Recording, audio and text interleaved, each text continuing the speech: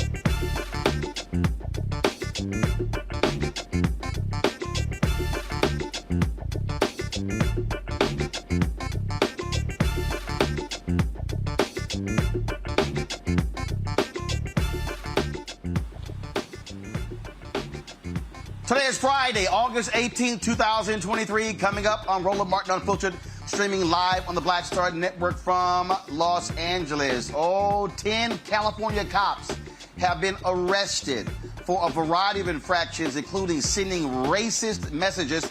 The FBI arrests all of them. We're going to break this thing down for you. Also, speaking of rogue cops, you got those six white cops in Mississippi who pled guilty this week to state charges. You also have a cop that resigns for making racist posts. And Dallas cops literally laughed as a veteran soiled himself because they would not allow him to use the restroom. Folks, we got a whole breakdown for you on all of that. Also, North Carolina Republicans have passed the voter suppression bill. We'll be talking with a state representative there about what they're doing to fight the latest attacks on voting by Republicans in North Carolina. Also, Maryland lawmakers are pushing to end sub-minimum wage. First of all, sub-minimum wages for restaurant workers.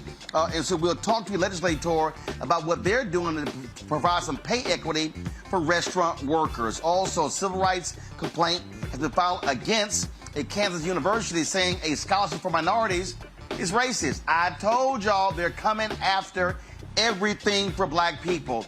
And I'm going to break down to y'all something that's costing many black people and others billions of dollars a year. And it's one of the reasons why the cable industry does not want you cutting the cord is called a set-top box. Y'all have no idea that that box that you have, you don't own it. You're renting it. Oh, I'm explaining to y'all something else about the cable industry on today's show. It's time to bring the funk. I'm Roland Martin Unfiltered on the Black Star Network. Let's go. He's got it. Whatever the biz, he's on it. Whatever it is, he's got the scoop, the fact, the find. And when it breaks, he's right on time and it's rolling. Best believe he's knowing. Putting it down from sports to news to politics. With entertainment just for kicks, he's rolling. It's on go, y'all. It's Roland Martin, rolling with Roland now. He's funk, he's fresh, he's real, the best, you know he's Roland Martin now.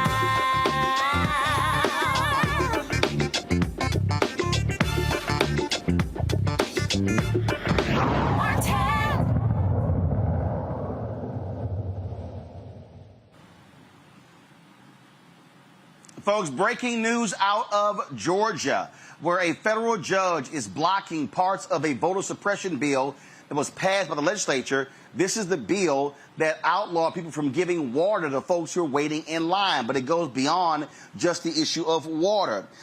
It also deals with what they've done is they require election officials to reject a voter's absentee ballot if the birth date on an outer ballot envelope did not match the birth date listed in a voter's registration's record. The other provision is being prohibited individuals from, again, as I said, handing out food and water to voters in line, a practice known as line warming. Joining me right now is Gerald Griggs, the president of the Atlanta chapter of the NAACP.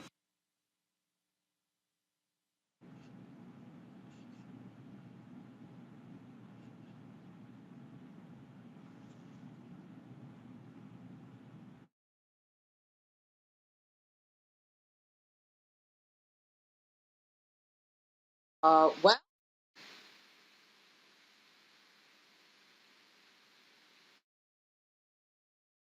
And so, Cliff, do we have Cliff? Cliff, I want to.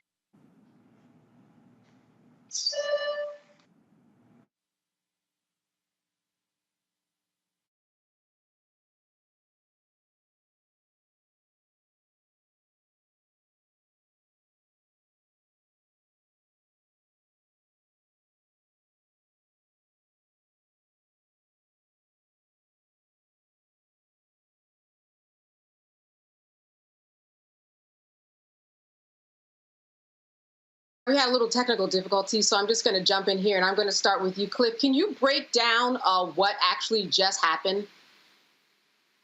Yeah, thank you. Yeah, I mean, it's major news. You know, we, along with several other organizations, were plaintiffs against the state of Georgia in regards to SB 202, what's known as the voter suppression law, the Jim Crow 2.0, as we often call it.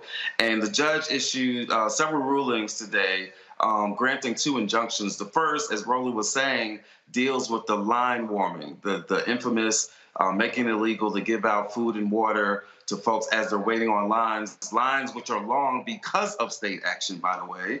But the judge basically granted our injunction, the plaintiff's injunction, saying that the state cannot enforce that, at least in regards to part of that law was about the 150-foot zone, which is the standard zone that they talk about where you can't be engaged in electioneering. But part of it was also saying beyond that 150-foot zone that there was another 25-foot area where you couldn't come within a voter. So even if the line was long, like a block, 2 blocks, 3 blocks down from the polling place, you couldn't go up to within 25 feet of the last voter on that line, right? So it was creating this zone, not just from the polling place entry, but from the last voter on the line. You could not come within 25 feet of that person or anybody else for that matter. The judge really granted the injunction, which says they cannot enforce that.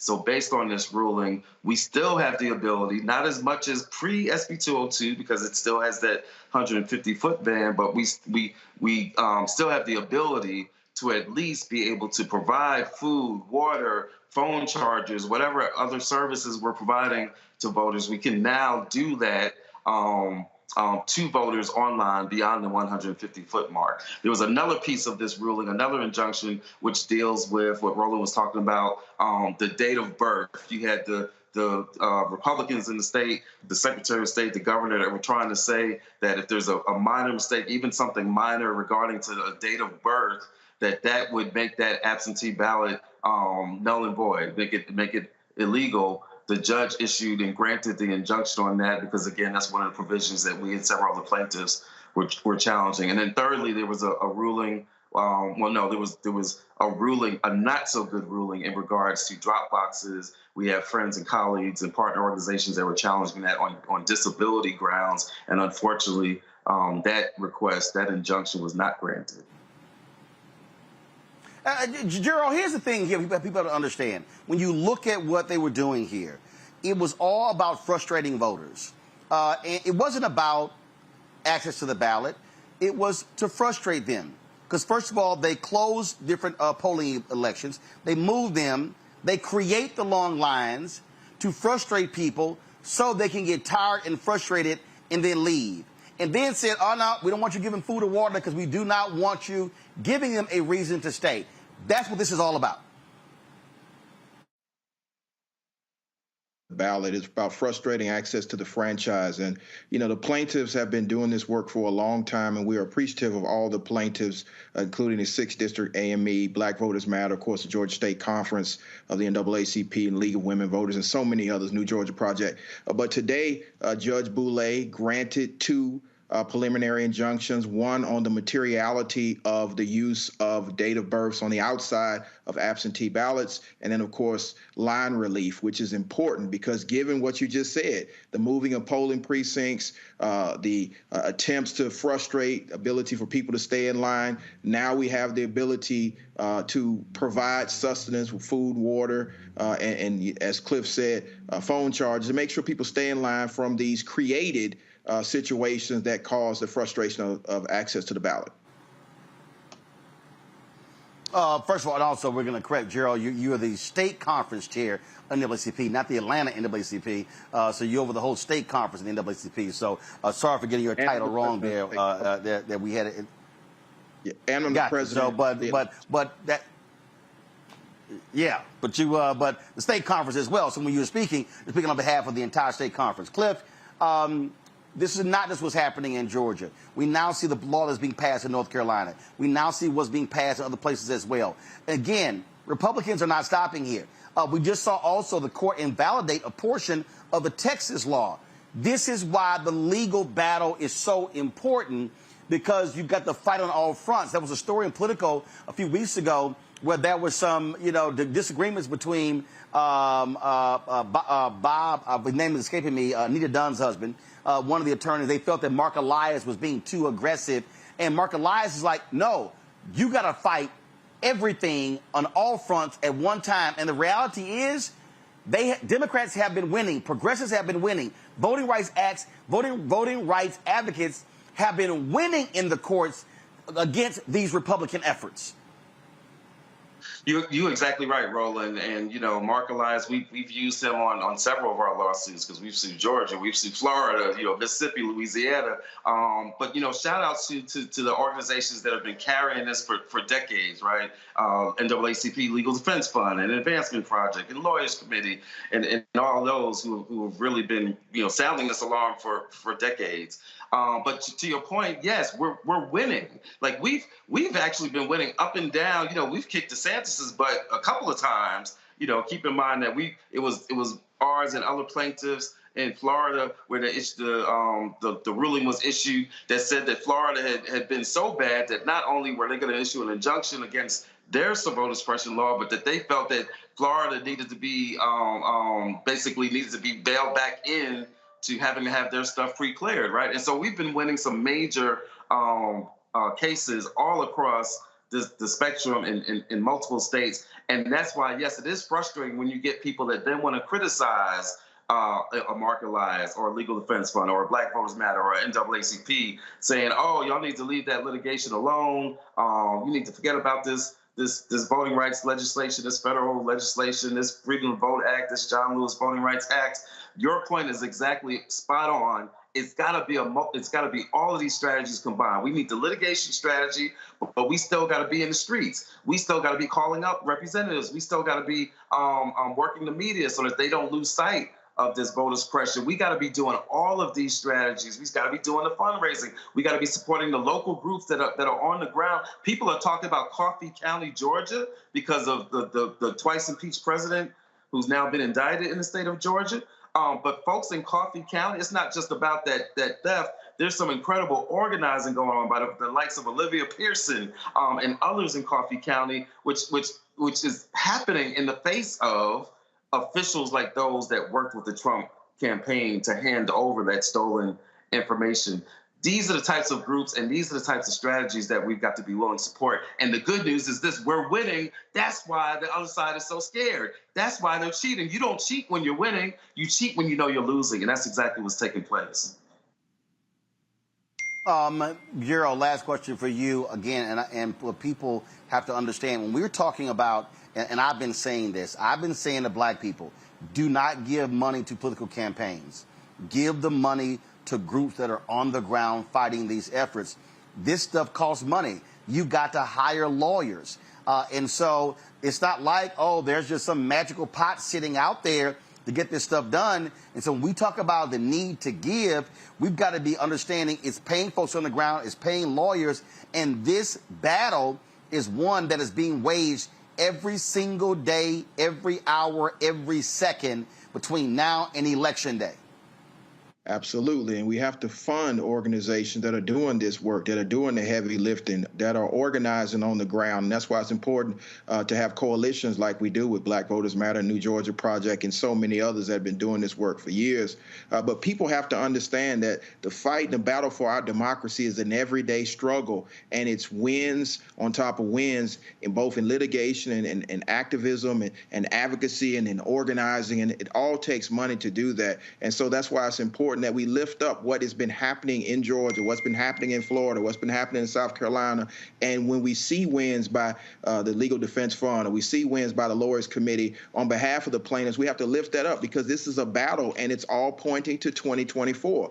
But we have to make sure that we know when we fight, we win, and we have to make sure we do not take our eye off the ball because they are trying to suppress our vote. And because of the protections of the Voting Rights Act and Section 2, which is still very good law, we can push back, and that's why we need people to support us, and we need to continue to pay for the litigation and continue to push back and organize to mobilize the vote.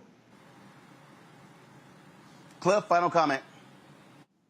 Yeah, I'm just co-signing on everything that Gerald said. You know, we just all need to keep in mind, one, that we are winning. Two, that everybody has a role to play, right? It's that you don't have to be Cliff Albright, Gerald Griggs, right? Latasha Brown, Roland Martin. You may not be on podcasts. You might not be out in the streets, but you have a role to play.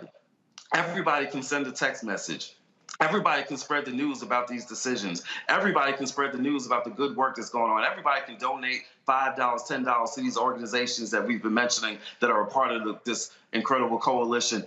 Everybody has a role that they can play. If you are listening to me right now, you are an organizer and you can be a part of continuing the victories that we're seeing both legally and in the streets. Can't stop, won't stop. Cliff Albright, Gerald Griggs, we appreciate it. Gentlemen, thanks a lot. Thank you. Folks, when we come back, we'll continue this conversation about the fight for voting rights in this country. We'll talk about North Carolina as well. Lots more to cover right here on Roland Martin Unfiltered on the Black Star Network. If you're watching on YouTube, hit the like button, y'all. Of course, we want to easily get to 1,000 likes. We want to hit 2,000 likes. Support us as well. Send your check and money orders. P.O. Box 57196, Washington, D.C., 20037-0196. Cash App, $RM Unfiltered, PayPal, R Martin Unfiltered, Venmo is RM Unfiltered, Zelle, Roland@RolandSMartin.com, Roland@RolandMartinUnfiltered.com, and of course, be sure to get a copy of my book, White Fear: How the Browning of America is Making White Folks Lose Their Minds. Available at bookstores nationwide. Ordered on Amazon, Barnes & Noble, Target, Books A Million. Download the audio version of Audible. We'll be right back.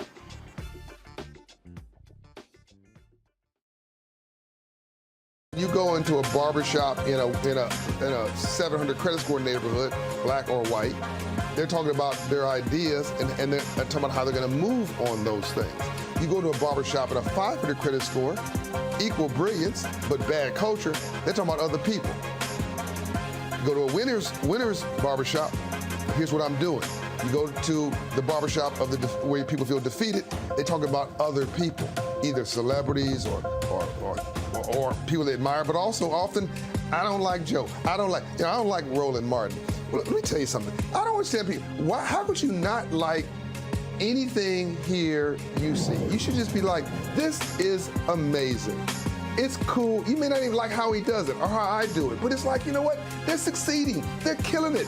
All you should be is, that's fantastic. But if I don't like me, I'm not gonna like you. If I don't feel good about me, it's hard for me to feel good about you. If I don't respect me, don't expect me to respect you. If I don't love me, I don't have a clue how to love you.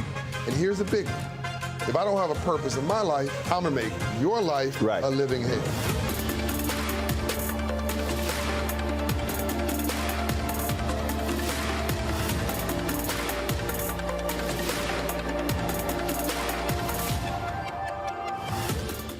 Coming up on the next Black Table, a conversation with Professor Howard W. French on his new book, Born in Blackness, covering 600 years of global African history and helping us understand how the world we know today is a gift from Black people. There could have been no West without Africa and Africa. That's on the next Black Table with me, Greg Carr, only on the Black Star Network.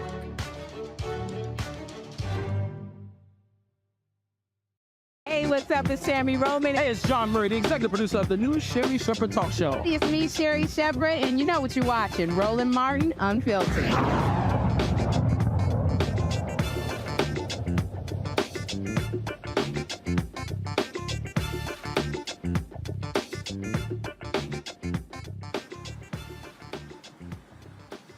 All right, folks, welcome back to Roland Martin Unfiltered. Here's my panel. Michael Imhotep, host of the African History Network show out of Detroit. Matt Manning, civil rights attorney out of Corpus Christi, Texas. Candace Kelly, she's legal analyst, South Orange, New Jersey. Candace, the point I was making there is that the legal fight is just as important as the legislative battle, as it is boots on the ground, because when Republicans pass these bills, you've got to use every legal maneuver to get them thrown out. And as I said, these attorneys have been very successful in stopping a lot of these provisions from going into practice, into law. Oh, absolutely. And one of the things that we have to realize now is that we know that people are going to actually appeal. And so we need to expect that. But that's why, as Gerald and Clifford was saying, we still need to continue to fight the battle on the ground in order to make sure that people are aware that these things are going on in court. It's one thing when you go to court and you have attorneys that are doing their thing. But as we know, one of the things that happens is that we need the public support in order to get these laws passed too, because the judges are listening and they are looking to see what is the court of public opinion going to be doing, because ultimately we are a part of that process too. And so it's just really important for people to continue to fight, because as you said, what happens in the courts is ultimately what matters. They'll probably appeal it, perhaps even all the way to the highest court. But we know that this is where the magic is happening in terms of laws that are on the book that people are supposed to stick to. Now it's imperative upon everybody to make sure that those types of the parts of the law that have been struck down are really followed. Matt, again, we cannot understate how valuable lawyers are in this battle. Yeah, you can't. I mean, the lawyers are invaluable to this battle. But I think, Candace hit on something, and I think Cliff said something that was really brilliant, is that this is a matter of voters and the people having to fight against state action. And the reason that's so important is, this battle is not only multifaceted and not only one that requires a lot of different elements of strategy, but it's one where, unfortunately, the people are pitted a lot of times against legislators. And what I think must happen is we not only need to be better educated, but we also need to impress upon people, look, if you're out here saying that we have a democracy, then there has to become a certain point where you cannot allow the sacredness of our democracy to be undermined by adding things to laws that make it so much more difficult to vote that you have, a question about the veracity of the results. And the reality is it's about power. We know that, especially for the Republicans. But I think we have to be better about appealing to some extent to people across the aisle to say, this affects you, right? Because when you have legislators who are not really doing the will of the people and are frankly making it such that all people of all walks are going to have more difficulty getting to the polls, that affects everyone. And I think instead of just siphoning it off into issues of, political party, it needs to be something where we as a society recognize that this contributes to the degradation of the democracy. So I think it's a matter of all of us pushing back because they ultimately work for us. We don't work for them. And they shouldn't be passing laws that make it more difficult for us to exercise our constitutional right to vote. But Republicans are going to do that, Michael, because they want to win. This is about them flexing their power, which also, and you've heard many people say this here, there are blue states where Democrats have the control. They aren't doing enough to actually do this. I mean, New York State has been one of the worst states when it comes to voting for a very long time. It's only recently gotten better. And so you've heard people say, hey, Dems, you got power. You control all branches. Damn it. Expand voting as much as possible. Absolutely. As I always say, Roland, this is all about power. At the end of the day, this is what this is about. This is about being able to put people in office to push your agenda, get the laws passed that are needed. And what's really important to understand what took place in Georgia Senate Bill 202 is this was not just Republicans in the state legislature, but that Senate bill was crafted by Heritage Action for America, which is the sister organization to the Heritage Foundation, founded in 1973. And it's important for people to understand how all this is connected because they crafted that bill and other bills in Republican-dominated state legislatures that got passed to suppress the vote. Mother Jones, Ari Berman from Mother Jones did an article, Dark Money Group brags about writing GOP voter suppression bills across the country. This was back in May 2021 that exposed all this. And they have a recording of Jessica Anderson, who is the CEO of Heritage Action for America, admitting that they crafted Senate Bill 202, and they're doing, and they talked about how they were doing this in other states. So this is a coordinated effort. So we have to understand, like what Brother Cliff was just saying, we have to have a coordinated effort on our side to fight against this. This is why it's so important to fund groups like Black Voters Matter and others. This is all about the fight for power and who's going to utilize power when they have it. Well, the next battlefield is North Carolina, where Republicans have pushed through, again, another onerous voter suppression bill. Joining us right now is Amos Quick, a state representative from North Carolina. Representative Quick, glad to have you here on Roland Martin Unfiltered. And again, y'all have been engaged in a brutal battle with Republicans for a very long time. 2008, then Senator Barack Obama won North Carolina by 14,100 votes. North Carolina used to have one of the lowest participations, election participation rates in the country. 2008, it jumped up significantly. Republicans got pissed off, and they have been fighting tooth and nail to restrict access to the ballot, targeting black people, limiting early voting days. And this new bill is their latest iteration after they were losing in the courts. Roland, you've given a very accurate history of what has happened in North Carolina, and North Carolina has a terrible history as it relates to African Americans and the right to vote. You recall that the North Carolina Supreme Court, when it was a Democratic majority on the North Carolina Supreme Court, said that with surgical precision, African Americans have been targeted for voter suppression. And the new Senate Bill 747, that was just passed on Wednesday, no Democrat voted for it. It was strictly a partisan vote that put poll observers on steroids, that says that political parties can send in poll observers who will be able to come in and move around and take pictures and record conversations. It really is a threat to the right of African Americans to vote, the power of the African American vote. It's unnecessary. There's no widespread voter fraud in North Carolina, as has been proven across the nation. And this is, as I heard the previous gentleman talking about, this is a national playbook that really is not needed in North Carolina, is not needed nationally. Donald Trump lost. He lost fair and square, and Republicans just need to deal with that. And I'm going to, again, lay out for folks how crucial it is. You talked about that surgical precision. They documented in emails. They asked, when are black people voting early? And they showed significant numbers were voting during the first week. This is one reason why they have been changing those voting laws. But this is also why voting is also important. Sherry Beasley, when she lost her race for Chief Justice of the North Carolina State Supreme Court, she lost by 400 votes. Had she won, Democrats would have had a 6-1 majority on the state Supreme Court.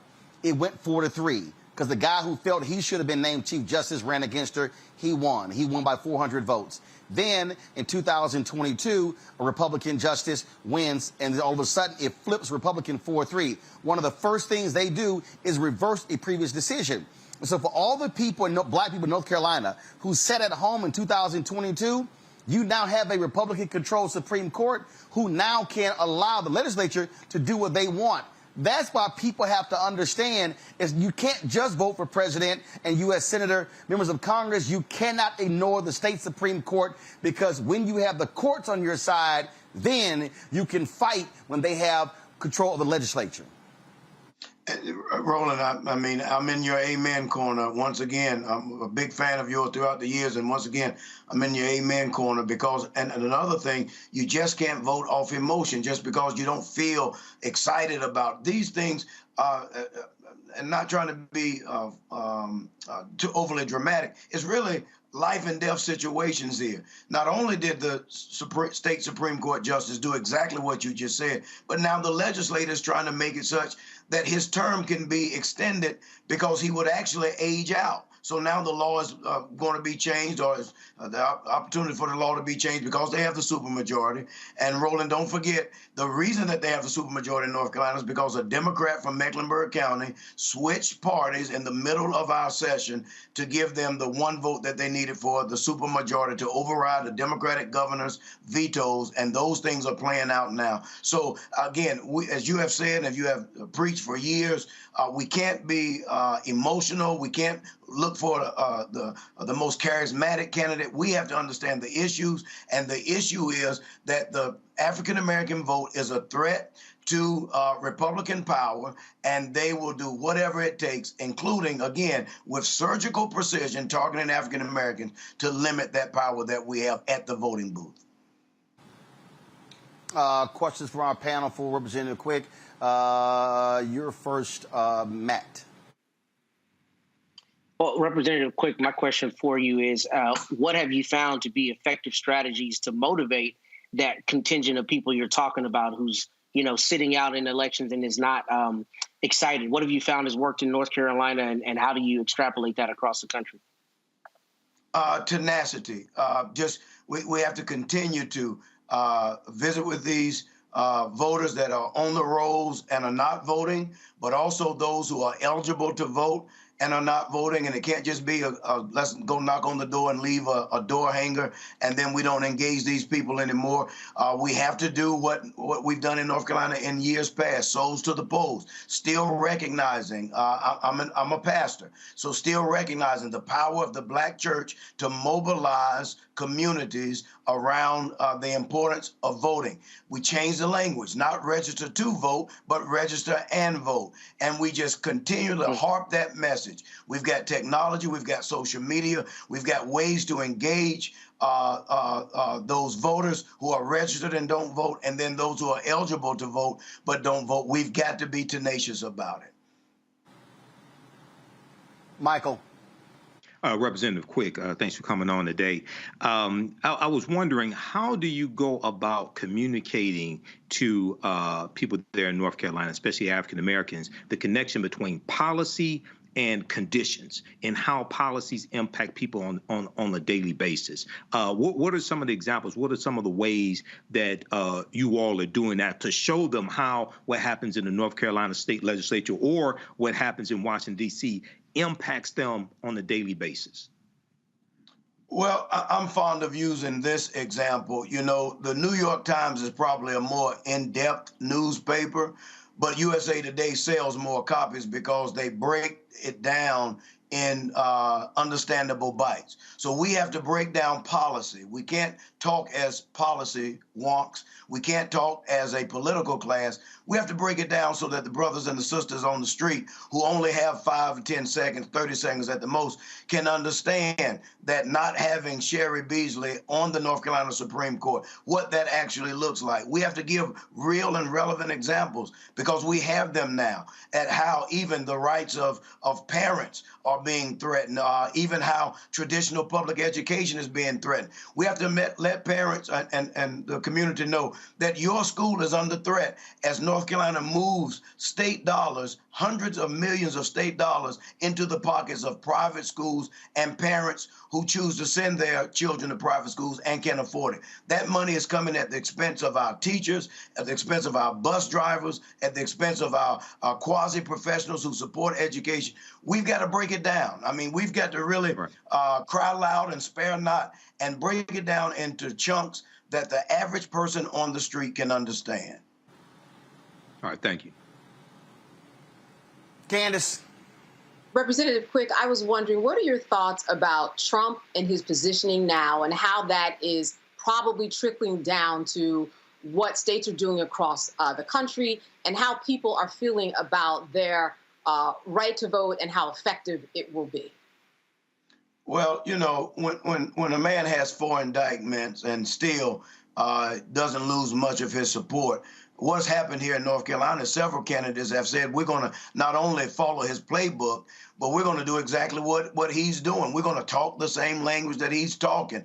I'm not going to name anybody by name because I don't want to give him any publicity. I was taught by my political mentor, never give your opponent's name, no free publicity. But we've got a gubernatorial candidate here in North Carolina who is, I mean, even to the way he dresses, the long neckties, is picking up on 45's methodology. And so it is beginning to impact policy. Take, for example, here in North Carolina, the issue about who can play what sports and what surgeries people can get, and even interfering in the relationship between parents and children. That's a national playbook. That's not a North Carolina issue. We're not concerned in North Carolina about those things. What we are concerned about in North Carolina is Republicans cutting our tax rate to the degree that we can't support essential services. We're letting businesses come in. Amazon is coming in. Toyota is coming in. VinFast is coming in. We welcome those corporations to come in. But we're cutting the tax rate on those corporations so much that they're going to come in and they're going to drain North Carolina of resources that they're not paying the taxes back into to support the things that they're going to be using, the roads, the schools, the hospitals, those type things. So, your question is, how has the Trump philosophy impacted North Carolina? There are Republican politicians in North Carolina who've seen no harm happen to the four-time indicted former president of the United States, and they say, hey, well, if it didn't hurt him, we're going to try it and see how it works for us. But hopefully the wise voters of North Carolina of all stripes will understand that that national playbook doesn't work for North Carolina. North Carolina was first in public education. We were the first state to establish a university, public university system. We have a history of supporting education. There are so many firsts in North Carolina, but now rather than being first and being leaders in this country, we've decided to be copycats and be North Florida and East Texas. And that just doesn't work for us. Okay, thank you. Representative Quick, we certainly appreciate it, sir. Thanks for joining us here on the show. 06. Yes, sir. That's how we do it. All right, we come back. Road cops all around the country. Wait till I tell you about what happened here in California, where the FBI rounded up nearly a dozen thug cops. That's next on Roland Martin Unfiltered on the Black Star Network. Hatred on the streets, a horrific scene, a white nationalist rally that descended into deadly violence. White people are losing their damn minds. As an angry pro-Trump mob storms the U.S. Capitol, we've seen shooting. We're about to see the rise of what I call white minority resistance. We have seen white folks in this country who simply cannot tolerate black folks voting. I think what we're seeing is the inevitable result of violent denial. This is part of American history. Every time that people of color have made progress, whether real or symbolic, there has been what Carol Anderson at Emory University calls white rage as a backlash. This is the rise of the Proud Boys and the Boogaloo Boys. America, there's going to be more of this. Here's all the Proud Boys, guys. This country is getting increasingly racist in its behaviors and its attitudes because of the fear of white people. The fear that they're taking our jobs, they're taking our resources, they're taking our women. This is white fear.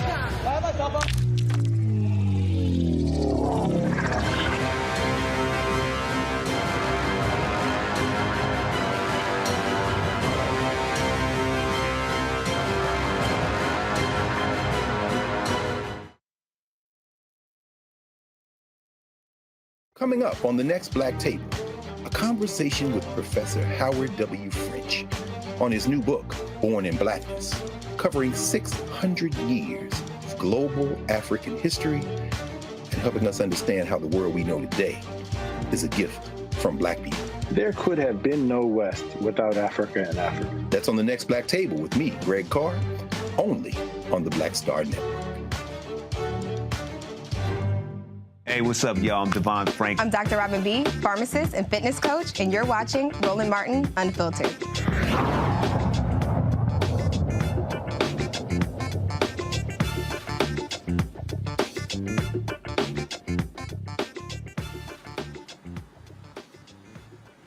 All right, folks, I'm here in Irvine, California. I'm going to be traveling tonight. Check out my man Darius Rucker. He and I got a chance to play some golf today. But, ooh, my goodness, talking about some wild cops out here in Los Angeles. The FBI, folks, rounded up, check this out, rounded up almost a dozen cops for heinous behavior. There's a couple of cities where they have been losing their minds, and so they discovered all sorts of things, racist text messages. These guys were sending back and forth in a couple of these cities. And again, folks, Antioch is one of the places. And we've been covering this. They've been having some major problems. And what happened here was you had, the Los Angeles County folks. They were sitting here, first of all, not doing what they should have been doing when it came to these particular cases. But it has been really, really bad here, folks. So 9 police officers, 5 Antioch cops, 4 from Pittsburgh, 1 Antioch community service officer were named in 4 grand jury indictments alleging years of suspected misdeeds across East Contra Costa County in varying charges: college degree benefits fraud, steroid drug dealing, obstruction of a federal investigation, deprivation of rights. Listen as U.S. Attorney Ishmael Ramsey walks through the charges. The first indictment charges 6 defendants. I will refer to it as the college degree benefits fraud indictment. The indictment describes how several defendants conspired to defraud police departments, including the Antioch and Pittsburgh police departments. The officers claimed that they had earned college credits towards degrees, when in fact they hired people to attend classes and take exams for them. The police department's policies permitted reimbursement of the tuition cost and awarded salary raises to officers who earned college degrees. These defendants conspired to defraud their police departments and to reap the financial benefits of earning college degrees without putting in the work or obtaining the knowledge that comes from real educational achievement. The second indictment charges 2 defendants with conspiring to distribute anabolic steroids. The indictment describes how the defendants agreed to illegally obtain and distribute the drugs. It also describes how one of the two defendants allegedly destroyed evidence of the illegal conspiracy. The third indictment charges a single defendant. I will refer to it as the obstruction indictment. As alleged in this indictment, a police officer destroyed, altered, and falsified records in an effort to obstruct a federal investigation. Specifically, the indictment describes how the police officer was assigned to monitor a wiretap, how he used his own personal phone to call a target of the wiretap, and how he then prevented that call from being recorded during the wiretap. The officer then falsified records related to his call. The defendant is also charged with a civil rights violation in which he allegedly confiscated a citizen's phone and damaged it to prevent the retrieval of relevant evidence. The fourth indictment is the deprivation of rights indictment. This 29-page indictment describes a disturbing litany of civil rights violations by 3 officers of the Antioch Police Department. The alleged crimes include the improper deployments of a canine as well as weapons in order to harm individuals in and around Antioch. The indictment describes how defendants boasted about their illegal uses of force in text messages between one another.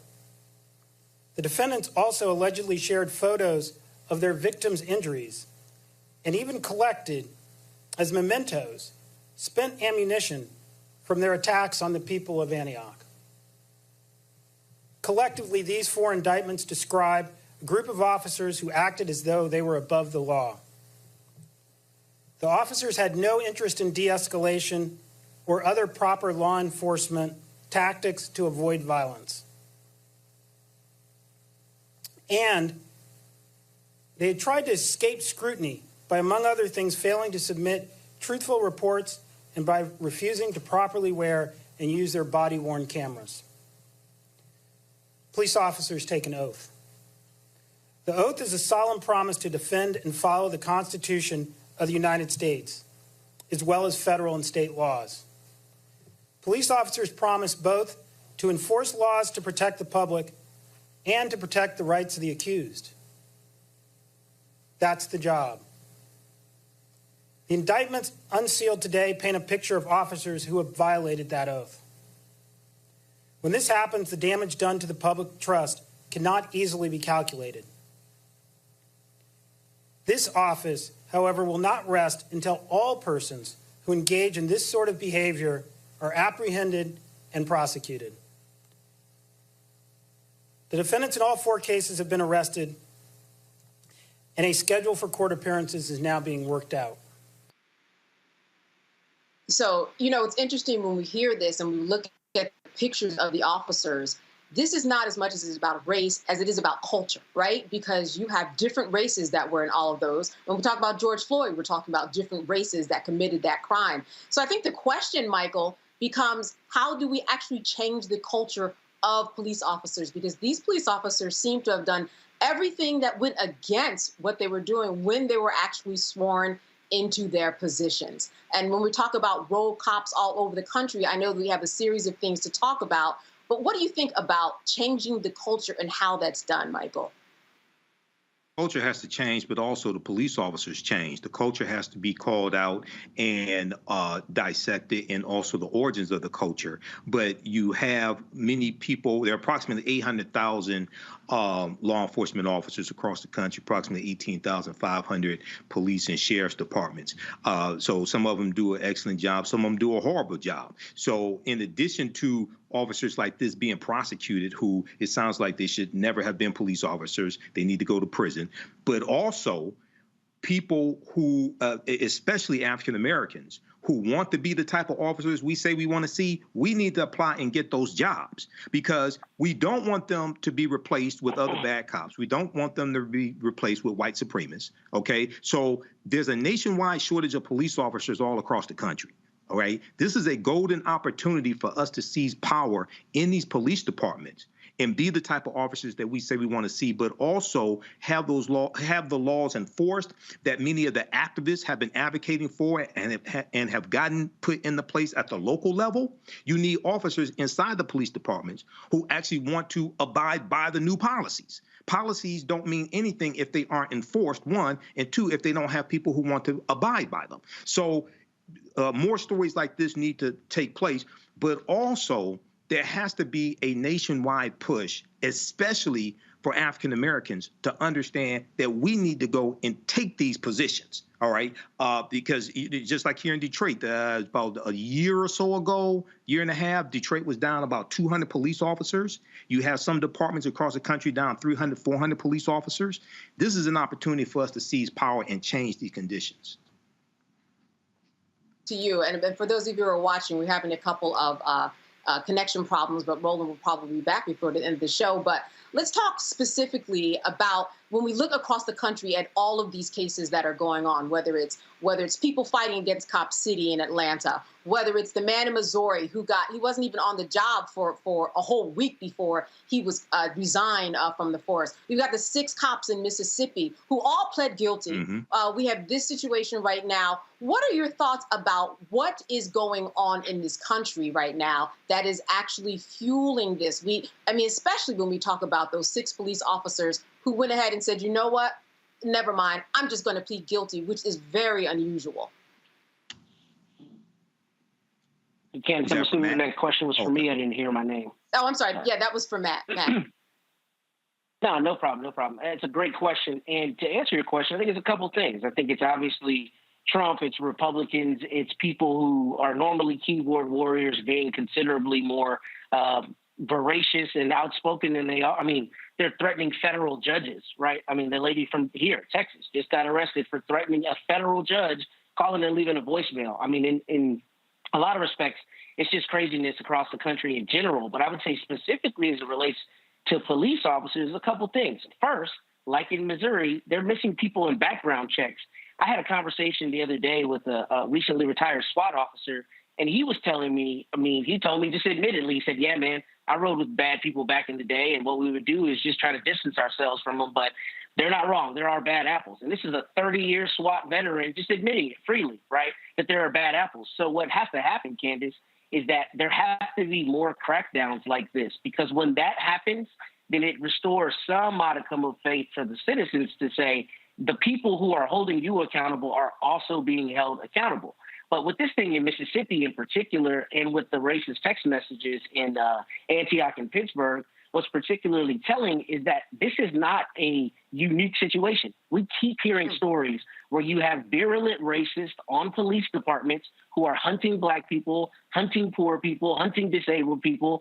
And the reality is, unless and until law enforcement roots them out, holds them accountable, and throws the proverbial book at them, then there will be no cause for anybody to believe that the system is going to work for the people and that the system is going to hold them accountable. And on top of that, I think we should go as far as even adding more enhancements, because if you are given the trust to enforce the law, if you're found to break it, you should be held to an even higher standard. And what we often find is that police officers are able to escape responsibility by pleading out or just giving up their license. But the reality is you should be held to a higher standard. So I think investigations and big crackdowns like this need to happen to have a real deterrent effect. Well, first of all, we've had some technology issues. Y'all got me? Okay, cool. Just making sure. Here's what's crazy. 3 of these officers not only were plotting violence, but they were collecting. They were plotting violence against specific individuals, collecting trophies of their crimes, and then bragging about brutalizing criminal suspects. We talked about one officer used a police dog to bite 28 people, 19 of whom were Black. Then we go to then check this out. Amiri took pictures of dog bites of a suspect and text, quote, "I'm going to take more gory pics. Gory pics are for personal stuff. I clean up pics for the case. I feel like this is the real punishment compared to the soft DEA." Then we talked about, of course, what was happening in Mississippi. Then, of course, you also have Alabama. Well, former Alabama correctional officer is a convicted felon after being found guilty on federal charges related to the brutal beating of an inmate in 2018. A jury agreed that Devlon Williams, a former sergeant with the Alabama Department of Corrections, committed the crimes of deprivation of rights under color of law, falsification of records, and obstruction of justice. He repeatedly punched, kicked, and struck an inmate with a collapsible baton, even though the inmate was on the ground not posing a threat. The DOJ has an ongoing civil rights lawsuit against Alabama, claiming state inmates face unconstitutional levels of violence from inmate-on-inmate attacks and excessive force by correctional officers. Now, we talked about Mississippi. Check this out. You got another story of, again, these wild and out cops, where a Missouri police officer has resigned after racist social media posts were discovered. Former Pleasant Hill, Missouri officer Jacob Smith's Facebook post included negative political memes, homophobic memes, and a racist position that alluded to the beheading of black people. The Pleasant Hill Police Department and city officials, including the mayor, city administrator, and police department, issued a joint statement condemning racism, violence, and hate in their communities. The thing here that just jumps out, Candace, is that for people who say, oh, you know, there are a few bad apples, it's amazing how we can go department, city, county, jails, on and on and on, and this is a repeat pattern. This ain't a one-off. This is a consistent pattern among law enforcement nationally. It is a consistent pattern, and we're going to see more of it because people are more empowered to speak. You mentioned the 6 police officers in Mississippi who ultimately pled guilty. That is a good sign for someone who thinks that their civil rights have been violated. Maybe I will have a day in court that will end up like these the situation with the police officers. But we also have to talk about accountability. We also have to talk about what it takes when you train someone or when you hire someone to even be on the force. Who are you hiring that once they're sworn in, they do the exact opposite of what they were sworn in to do? Why is that? What is the culture of these police stations across the country? We see that when it comes to race and those people who are committing these crimes, it doesn't matter whether they're black or white or Latino. The officers that you put across the screen, they were a mixed bunch. So we're talking really about a culture. So we have to think about what is the culture that has to change inside of these police stations and municipalities across the country. It's an unanswered question, but I think that what's worth it are some check-ins of accountability. This particular case that we just began talking about with the indictments of the 9 people, it started out, remember, as just looking at texts, and there was some racist texts, and then it built up into this. It took them 2 years to get to this indictment of these 9 former and current police officers. So we know that we're just scratching the surface. We need to check in and have some level of accountability,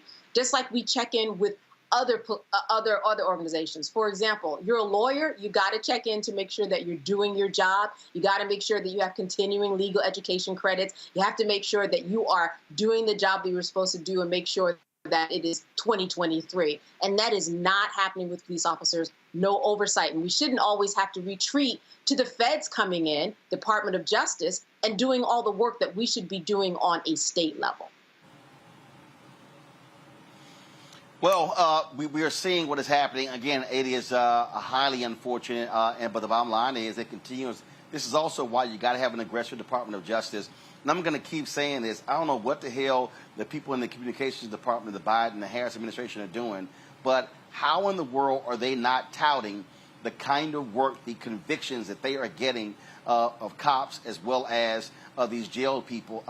That's the narrative you should be trying to explain to people, showing how you're holding people accountable. I don't know why they're not doing it. I can't explain it.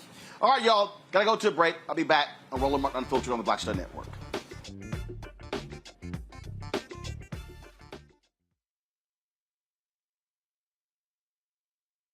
You go into a barbershop in a 700 credit score neighborhood, black or white, they're talking about their ideas and they're talking about how they're going to move on those things. You go to a barbershop in a 500 credit score, equal brilliance, but bad culture, they're talking about other people. Go to a winner's barbershop, here's what I'm doing. You go to the barbershop of where people feel defeated, they talk about other people, either celebrities or people they admire, but also often, I don't like Joe. I don't like Roland Martin. Well, let me tell you something. I don't understand people. How could you not like anything here you see? You should just be like, this is amazing. It's cool. You may not even like how he does it or how I do it, but it's like, you know what? They're succeeding. They're killing it. All you should be is, that's fantastic. But if I don't like me, I'm not going to like you. If I don't feel good about me, it's hard for me to feel good about you. If I don't respect me, don't expect me to respect you. If I don't love me, I don't have a clue how to love you. And here's the big one. If I don't have a purpose in my life, I'm going to make your life a living hell.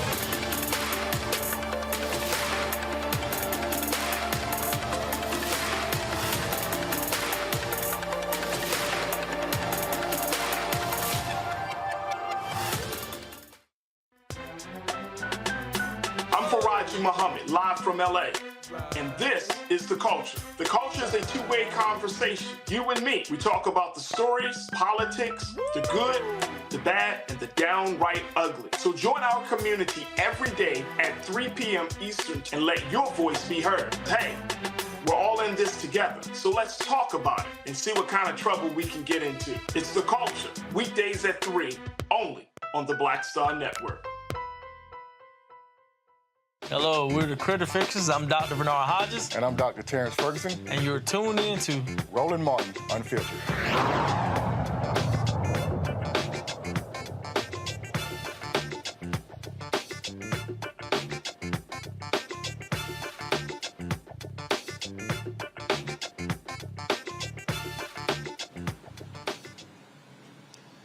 Let's go to Dallas, where a disabled black veteran and two cops, folks, has a lot of people pissed off. On June 10th, two off-duty Dallas police officers, James Smith and Juan Figueroa Luna, were working as security for a Serious Pizza restaurant when a disabled Army veteran, Donnell Lane, says the officers refused to assist him when he asked to use the bathroom. Lane tried to show the officers his medical paperwork, but they refused to look at it. Lane, who suffers from urine and bowel leakage issues, dialed 911 for assistance. When two on-duty Dallas cops finally arrived, Lane had already left. Serious Pizza has expressed deep regret for the incident, revealing that it closed its restrooms to the public for cleaning and had no prior knowledge of the extent of the incident. Restaurant owners requested that the two off-duty officers no longer be assigned to their location. A Dallas Police Oversight Board is currently investigating Lane's complaint. The thing here is that, Michael, these cops were found laughing at the guy. Laughing as he soiled himself. Yeah, that's sick, and I'm not sure if they knew that he was a veteran or not. But there should be to be a police officer. You're a public servant. There has to be a basic level of humanity that you have to have, a basic level of respect you have to have for other people, regardless of race, how they voted, how they look, etc. So these are people, once again, these are people here who I don't think should be police officers, but this is just cruel and unusual punishment. And they probably need to have their police arrest records, like the records of people they've arrested. They probably need to have that reviewed, because if they treat this person like that, it's no telling how they have acted in other positions where they have power over vulnerable people. Matt, again, the thing here is the inhumane treatment, and the guy's trying to show you his paperwork. They won't even look at it. This ain't hard. Yeah, it's not hard, and we have a law in the state of Texas called Alley's Law, which actually allows a person, if they can provide evidence showing that they have a medical condition and thus need access to a restroom, to have access to a restroom.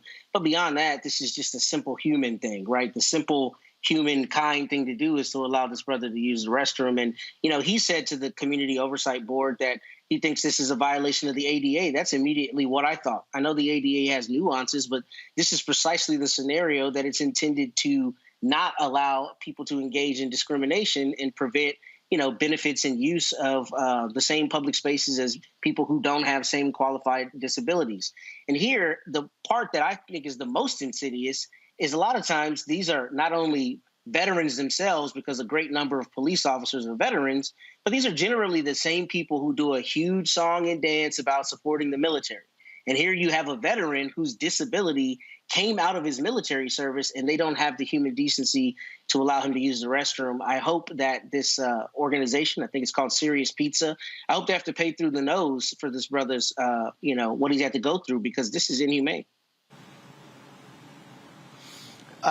Candace, again, it goes back to the type of people who are on these police forces who act as if they don't have any concept of humanity. And they're just not doing their jobs. Police officers, like doctors, like other people, have fiduciary responsibilities that by law they have to carry out. So here's someone who was in medical need, but they didn't do what they were supposed to do. All he wanted to do was go to the bathroom. And just to echo what Matt said, this really does shed light on how we treat our veterans, because veterans are highly regarded by police officers. Maybe they didn't know that at the time, not that it matters, but generally speaking, that makes this an even more dire circumstance because of the way that we treat veterans in this country in terms of the rights that they have and the access to doctors, mental health, things of that nature. So on many, many levels, I think that this needs to be highlighted, not just because of the fact that the officers were not doing their job, but the fact that they, did the whole opposite. And just, if you're an officer, you should have at least the base and will of a good heart to do good and serve the community. That's written on the side of police cars across the country. These officers, just like Michael said, their records need to be addressed, because if they're acting like this is probably just kind of, scratching the surface of records that might be out there that are detrimental to the public. Folks, hold on one second. We come back. We're going to talk about paying a higher minimum wage for restaurant workers in Maryland. It is a big issue, and we'll explain when we come back on Roland Martin Unfiltered on the Black Star Network.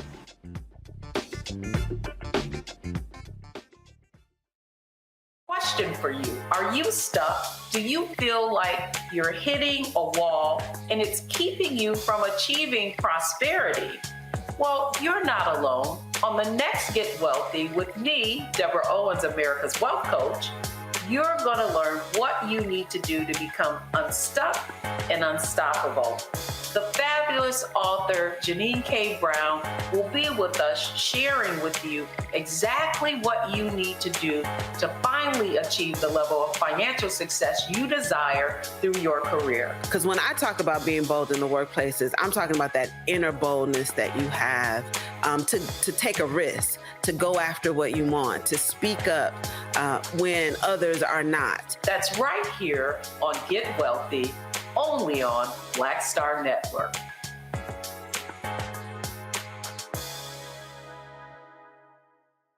Hey, what's up? Geek Tony in the place to be. Got Kicked Out Your Mama's University, creator and executive producer of Fat Tuesdays, the air hip-hop comedy. But right now, I'm rolling with Roland Martin, unfiltered, uncut, unplugged, and undamn believable. You hear me?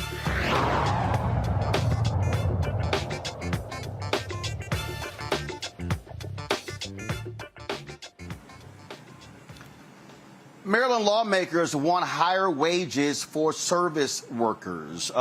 Recently, they participated in Server for an Hour during the Maryland Association of Counties Summer Conference. Their goal is to phase out the sub-minimum wage for service workers. Currently in Maryland, server minimum wages rate in 2023 is $3.63 per hour.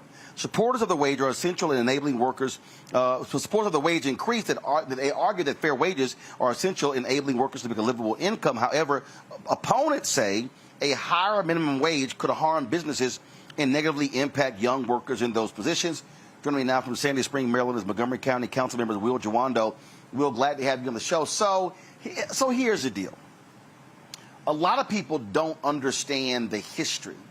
And the wage that we're looking at right now, we can actually thank the late Herman Cain for that. because when he headed up the National Restaurant Association, they actually got that into the law. And so part of the thing that people don't realize that when you go into the restaurants, they're not making $8, not making even minimum wage or $8 or $10. They literally are making less than $4, and they're surviving on tips.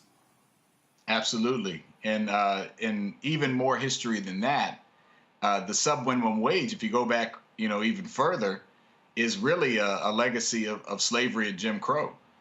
When black domestic workers and pull carters on trains and porters rather on trains were said we didn't have to pay you anything. And the NRA that you mentioned, people often think about the guns, but the most powerful NRA in Washington right now is the National Restaurant Association.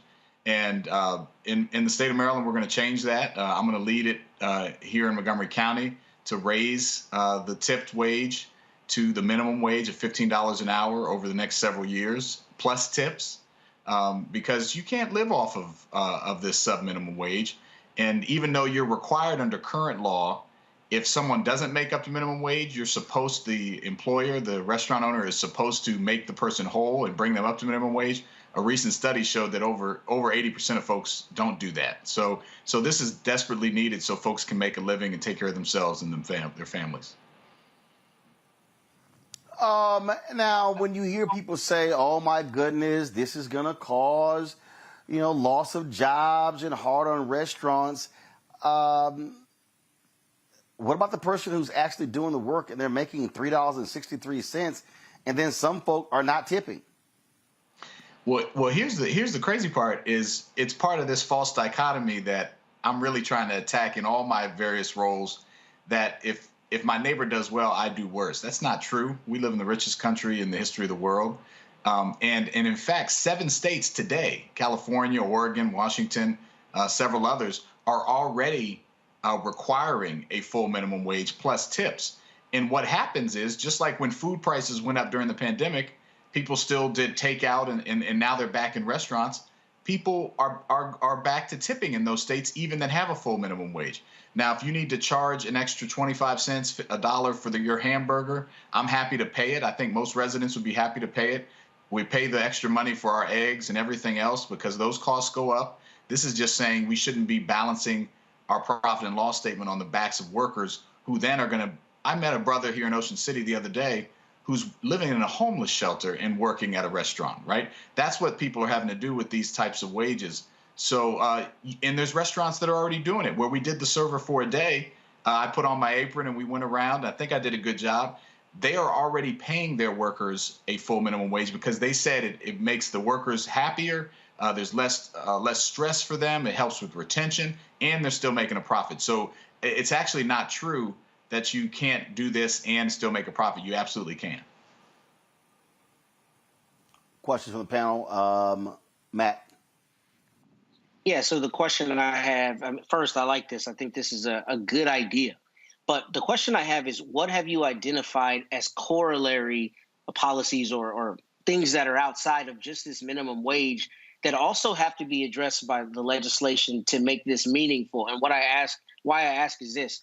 It seems to me that it's immaterial if you increase this to a minimum wage if the housing costs are so far out of a tipped worker's, ability to pay that it doesn't really make a difference. So what have y'all found are other things that you're addressing that will make this be meaningful in terms of the change? Yeah, I appreciate the question. I mean, look, we know housing costs, cost of child care, transportation, education costs, healthcare, they're all squeezing people. The average American can't find $400 in an emergency. So our job, I think, as elected officials, as those who are serving the public, is to have to address all those areas at the same time. But you certainly should start, as we did with the fight for minimum wage for other types of workers, getting this wage up. And what you found in states that do raise it, it's not just the $15. They're also still getting tips. And so the wage is actually higher. But of course, we need to invest in affordable housing and workforce housing and build more housing and increase subsidies for HUD vouchers. In my jurisdiction of Montgomery County, Maryland, where we have 1 million people, we have 40,000 people waiting for a HUD voucher. So that's like the rest of the country. These lists are very long. So we have to do more other things, but this is certainly a part of that fight for economic justice and to close that racial wealth gap. Candace. Gas station the other day, and somebody tipped the gas station attendant. I'm in New Jersey, and so we don't have to pump our gas here. And I thought, oh, okay, we're doing that too, because there are so many industries where you do tip. You might tip your hotel person, who comes up to clean the hotel, or a valet parker. And I'm wondering, what do you think about how much tips in other industries should be paid attention to? And are there other industries that are on the horizon that you see are opening up, industries that also depend on tips in general? Yeah, that's a great question. Actually, this bill that I'm introducing would raise the tipped minimum wage for all tipped workers. And there were exceptions for certain other tipped workers as well, where you can pay less. And so this would raise it for all. Another bill I'm introducing on the same day would look across industry. It's going to create a wage commission, which would look at different industries, say, for example, like the restaurant industry, and say, what should be the benefits and the wages across this industry? So instead of going into one Starbucks and getting it unionized, how do we go across the whole restaurant industry in a state or a jurisdiction and say, these should be the minimum wages and benefits for everybody? And I think that's something that would need to be figured out by industry and labor. But I think that's something that is called sectoral bargaining that can look a little more broadly. Because even restaurant workers, even if we can raise this wage, to the brother's previous question, many of them still don't have health care. They don't have pensions. There's other things that they are lacking as far as benefits. Now, some companies, the high-end restaurants, are offering that. So we need to look at that whole thing, because the dignity of work is really at stake here. And it's not just for these families themselves and their families. It's to make the whole community stronger. Okay. Michael. Hey, Will, this is a great idea. And I think one of the things that's unique about what you're doing is you also talk about how to make businesses profitable or more profitable as they increase how much they pay their employees. So can you talk about some of the ways you've helped businesses or some of the strategies you give them to become more profitable so that they can pay their employees more money or $15 an hour?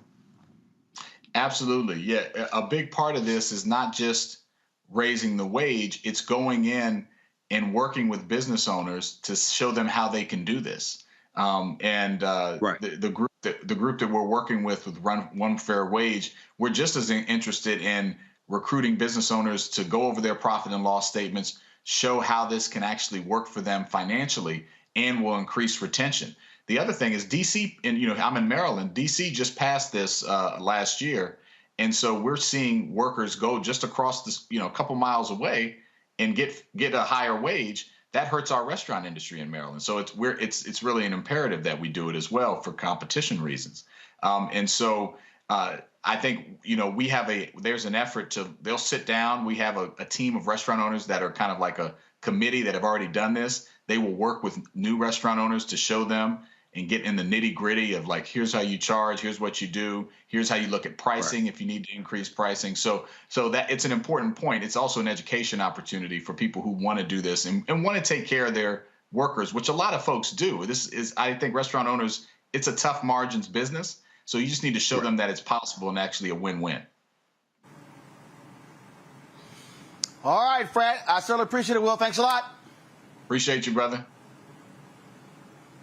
All right, folks, coming up next on Roland Martin Unfiltered, white folks keep complaining about what's happening to stuff for black folks. Now they're filing complaints against minority scholarships. Really? You're watching Roland Martin Unfiltered on the Black Star Network. Hatred on the streets, a horrific scene, a white nationalist rally that descended into deadly violence.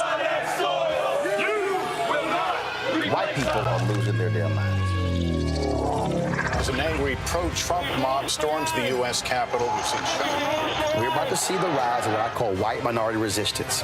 We have seen white folks in this country who simply cannot tolerate black folks voting. I think what we're seeing is the inevitable result of violent denial. This is part of American history. Every time that people of color have made progress, whether real or symbolic, there has been what Carol Anderson at Emory University calls white rage as a backlash. This is the rise of the Proud Boys and the Boogaloo Boys. America, there's going to be more of this. Here's all the Proud Boys, guys. This country is getting increasingly racist in its behaviors and its attitudes because of the fear of white people. The fear that they're taking our jobs, they're taking our resources, they're taking our women. This is white fear.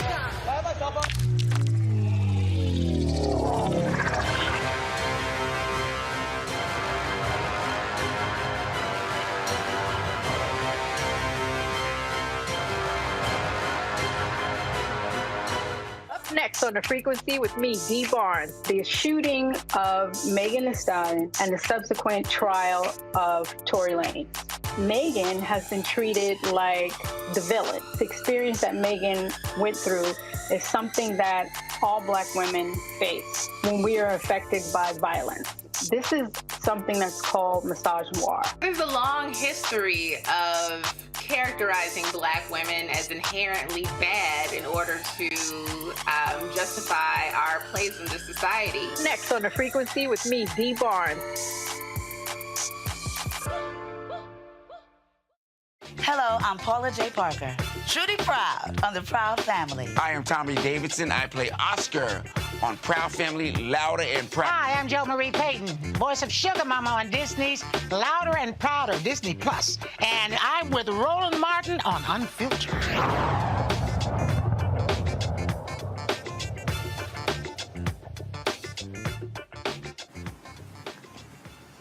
I tried to tell y'all, Kansas State University, they've been hit with a civil rights complaint for a scholarship program that the complaint says that they are discriminating because of race. The legal, listen to y'all, this is the name, the Legal Insurrection Foundation's Equal Protection Project filed the complaint with the Department of Education, Office of Civil Rights, over Kansas State's Joey Lee Garman Scholarship. Now, according to Kansas State's website, the scholarship is designed for applicants, quote, of an ethnic group that has been historically and traditionally oppressed in the achievement of academic and leadership endeavors. The scholarship description includes African American, American Indian, Asian American, and Latinx American heritage. The complaint alleges the scholarship violates Title VI for a recipient of federal money to create, support, and promote a racially segregated program. So basically, Matt, what this white complainant is saying is that, oh, this is wrong to have a scholarship meant for minority students, even though it's very clear it's one's been oppressed. Yeah, in like the whitest state in the union at that. I mean, this is about proving a point. It's not about actual injury.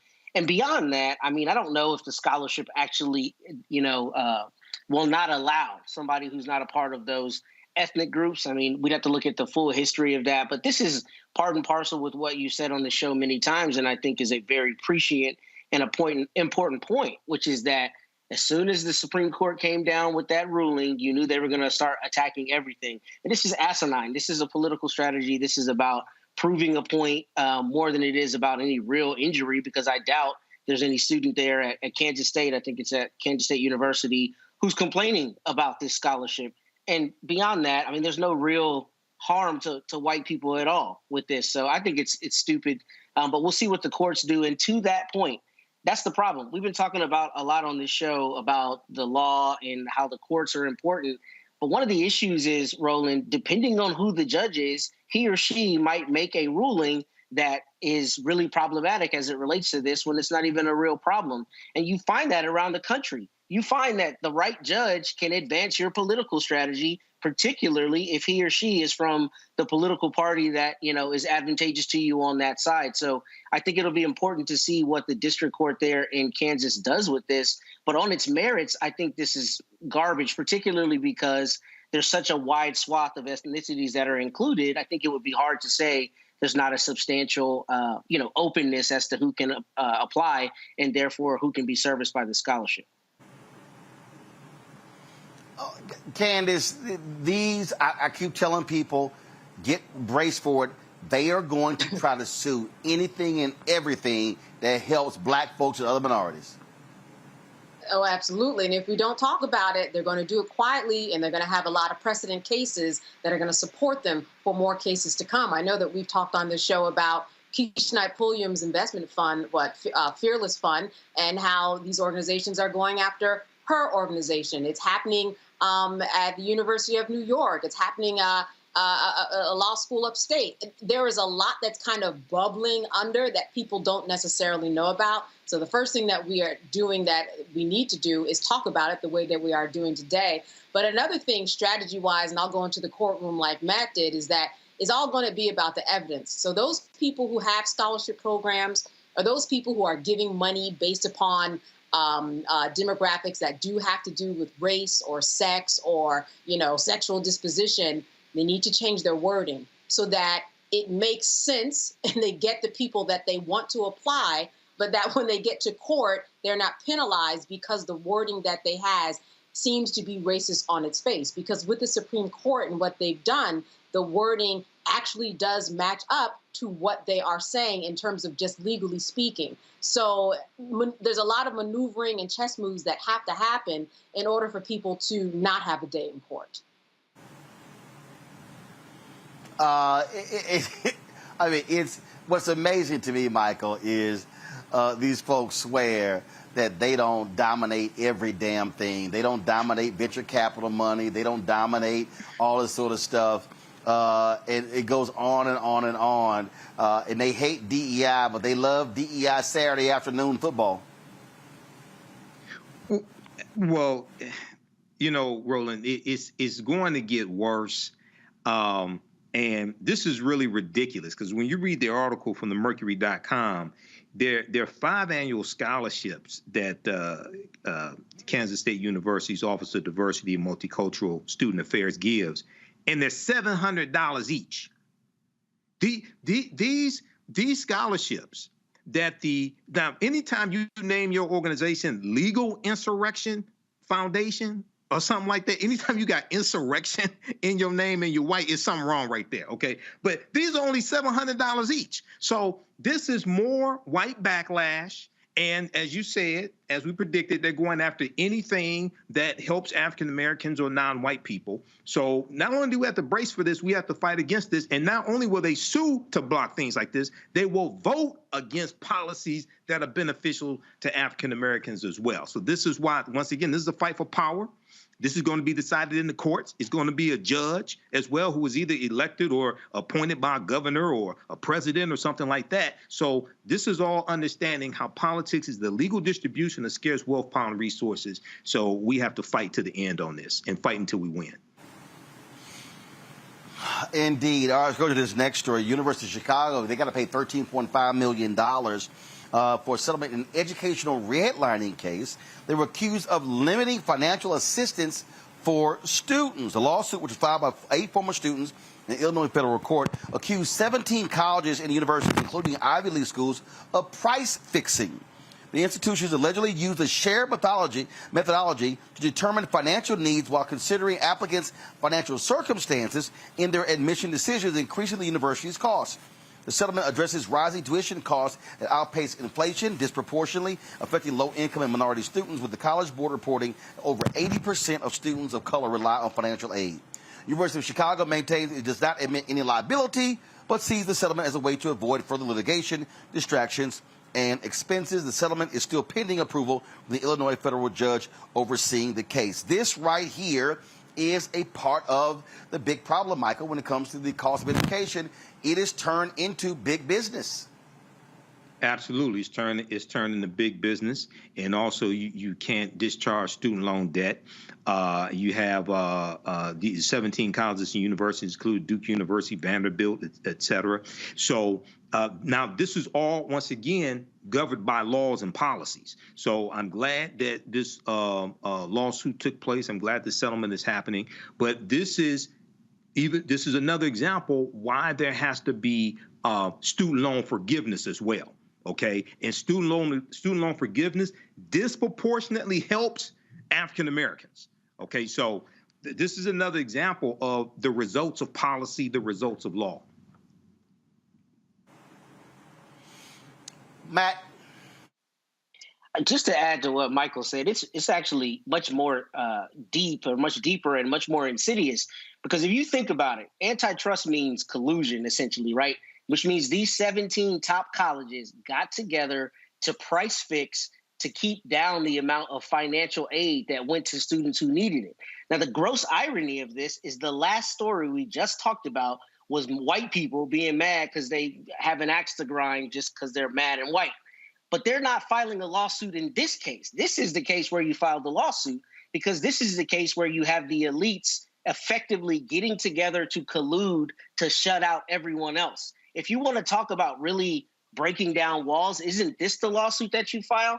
That is proof in the pudding, if you will, that this is about whiteness. That last case is about whiteness. But this one, I think, is even more insidious, because what a lot of these schools have done is they have put together these programs where if your parents earn below a certain amount, you get a full scholarship and all of that.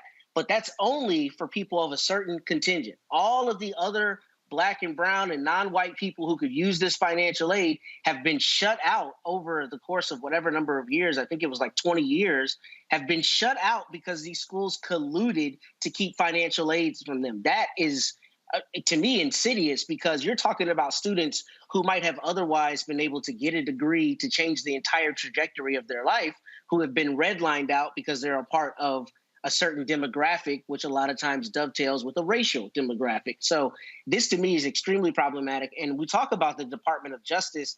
I really hope that they tax these schools hard on this, because these schools shutting these kids out and not giving them a fair shake is really a gross tragedy in terms of education and educational opportunity. Candace. It seems to be the word of the week: conspiracy, collusion. When you have people who agree to do something that is against the law, even if you don't carry it out. And that is exactly what went on here, like Matt was saying. You had a group of schools that got together and they came up with these rules in order so that it came out to their benefit financially. So at this point, I think there's going to be no other outcome that I see than the other 16 schools actually coming to some type of settlement. Otherwise, you're going to find yourself in the news on the wrong side of the law, talking about this and really kind of bringing down the reputation of the school. And we've seen these college cheat scandals. We've seen these college admission scandals. We've seen so many things in and around schools where African Americans and people of color, people from the BIPOC community, are always displaced and put on the outside. So it would do them well to go ahead and step up and settle this, just like the University of Chicago.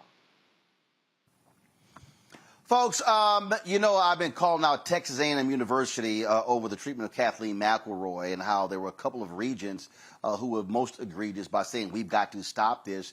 I am making it clear those two regents need to resign. Go ahead and put the graphic up, folks. I want you to call Texas A&M University and let them know that Jay Graham and David Baggett, they need to resign because of what they did. It was atrocious, the targeting of Kathleen McElroy. They also cost taxpayers $1 million when they had to pay for the settlement. The president of Texas A&M University, Kathleen Banks, resigned. They're probably going to give her a settlement. And so their actions are absolutely egregious. The number to call is 979-458-7700, 979-458-7700. And speaking of a phone number to call, we also want you to pick that phone up and call Dick Durbin's office. He needs to stop allowing Republicans to be in power with the blue slip in preventing the appointing of federal judges, U.S. Marshals, U.S. attorneys, and other positions. And so let Dick Durbin know he needs to get going. Call his D.C. number. It's 202-224-2152.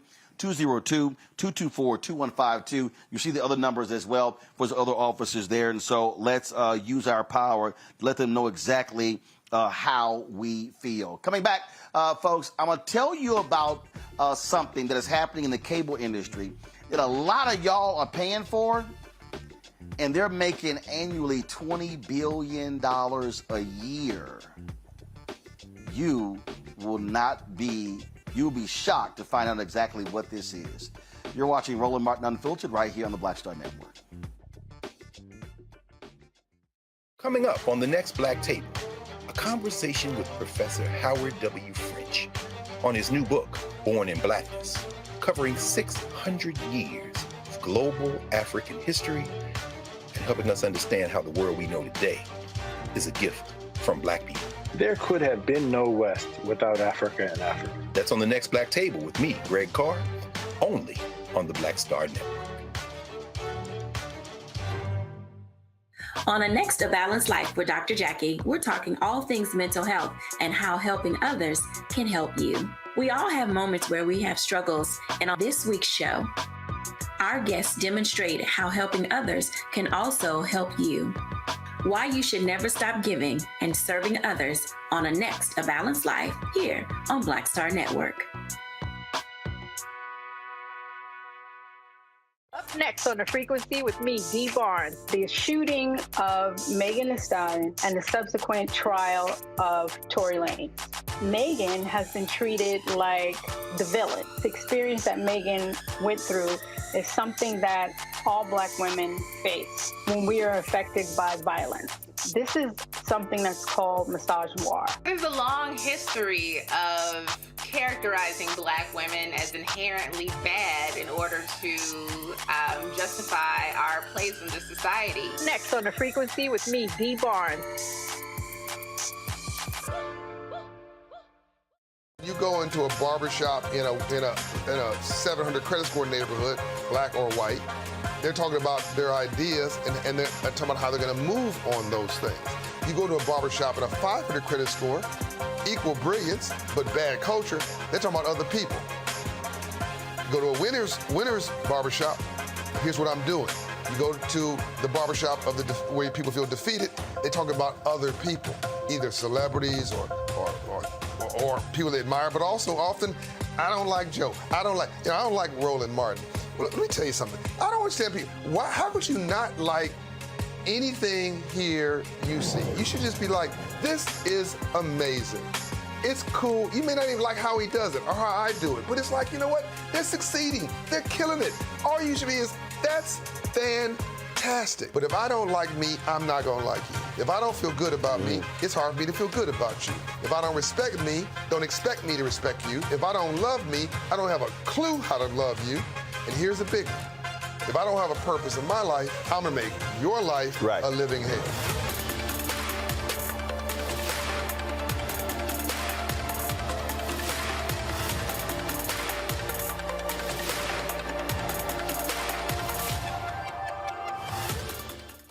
Hey, what's up, y'all? I'm Devon Franklin. It is always a pleasure to be in the house. You are watching Roland Martin Unfiltered. Stay right here.